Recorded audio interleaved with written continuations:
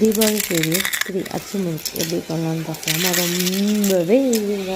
நான் ரொம்ப கஷ்டம், ரொம்ப நாள் பண்ணவே இல்லை. பட் ஃபஸ்ட் டைம் பண்ணேன். ரொம்ப டேஸ்டியாகவும் நல்லா முறுமுறுன்னு வந்துருச்சுங்க.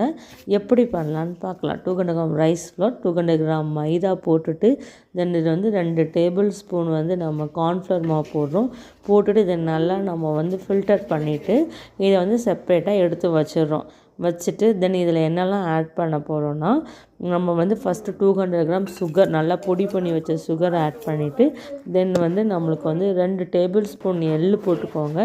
தென் பார்த்திங்கன்னா கோகோனட் மில்க், நல்லா ஃபஸ்ட் டைம் எடுத்து நல்லா திக்கான மில்க் எடுத்து நல்லா மிக்ஸ் பண்ணிட்டு கொஞ்சம் சால்ட்டு போட்டுக்கணும். நம்ம ஸ்பூன் விட்டு எடுத்தோம்னா லைட் லேயர் ஆகணும். இதுதான் அந்த பதம்.